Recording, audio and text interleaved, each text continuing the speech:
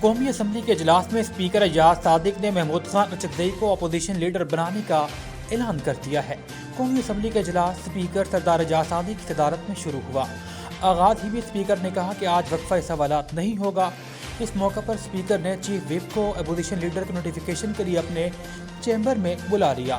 انہوں نے کہا کہ عامر ڈوگر آپ میرے چیمبر آئیں، آپ کو نوٹیفیکیشن دینا ہے، جس کے بعد محمود خان اچکزئی کو اپوزیشن لیڈر بنانے کا باضابطہ طور پر اعلان کر دیا گیا۔ قومی اسمبلی کے اجلاس کے دوران پاکستان نرسنگ کونسل آرڈیننس قومی اسمبلی میں پیش کیا گیا، جو کہ وزیر قانون اعظم نذیر تارڑ نے پیش کیا۔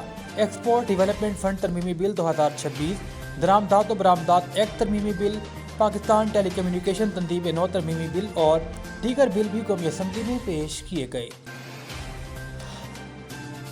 حکومت نے پیٹرولیم لیوی میں اضافہ کر کے عوام کو قیمتوں میں کمی کے مکمل ریلیف سے محروم کر دیا ہے۔ پیٹرولیم مصنوعات پر حکومت کی جانب سے 4 روپے 65 پیسے فی لیٹر تک لیوی بڑھا دی گئی۔ پیٹرول پر 4 روپے 65 پیسے فی لیٹر لیوی بڑھائی گئی۔ ڈیزل پر لیوی میں 80 پیسے فی لیٹر اضافہ کیا گیا، جس کے بعد پیٹرولیم لیوی برقرار رکھی جاتی تو پیٹرول 4 روپے 65 پیسے فی لیٹر سستا ہونے کا امکان تھا۔ دستاویزات کے مطابق مٹی کے تیل پر بھی پیٹرولیم لیوی 1 روپے 41 پیسے فی لیٹر بڑھا دی گئی ہے۔ لائٹ ڈیزل آئل پر بھی پیٹرولیم لیوی کی شرح 15 روپے 84 پیسے فی لیٹر مقرر کر دی گئی ہے۔ بھارتی عدالت نے معروف حریت پسند خاتون رہنما اور تنظیم دختران ملت کی سربراہ آسیہ اندرابی کو سیاسی مقدمے میں مجرم قرار دے دیا ہے۔ مقدمے میں حریت پسند رہنما فہمیدہ صوفی اور ناہیدہ نسرین کو بھی قصوروار ٹھہرایا گیا ہے۔ تینوں رہنماؤں کو سزائیں 17 جنوری کو سنائی جائیں گی۔ یہ مقدمہ بھارت کی بدنام زمانہ نیشنل انویسٹیگیشن ایجنسی کی عدالت میں چلایا گیا۔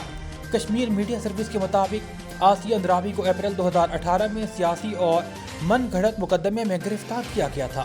وہ 1987 میں خواتین کی قیادت میں قائم کی گئی آزادی پسند تنظیم دختران ملت کی بانی رہنما ہیں۔ آسیہ اندرابی کے شوہر عاشق حسین بھی گزشتہ تقریباً 3 دہائیوں سے بھارت میں من گھڑت مقدمات کے تحت قید ہیں۔ حریت حلقوں نے کہا ہے کہ ایسے جابرانہ اقدامات کشمیری عوام کی جد و جہد آزادی کو کمزور نہیں کر سکتے۔ اقوام متحدہ کی سلامتی کونسل میں ایران کے مندوب نے امریکہ اور اسرائیل پر سنگین الزامات عائد کرتے ہوئے کہا کہ اگر ایران کے خلاف کسی بھی قسم کی فوجی یا سیاسی جارحیت کا فیصلہ کیا گیا تو بھرپور جواب دیں گے۔ اقوام متحدہ کی سلامتی کونسل کے خطاب میں ایران کے مستقل مندوب غلام حسین دردی نے کہا، امریکہ کا ایران کے داخلی صورتحال پر اجلاس بلانا شرمناک اور سیاسی منافقت کی عکاسی ہے۔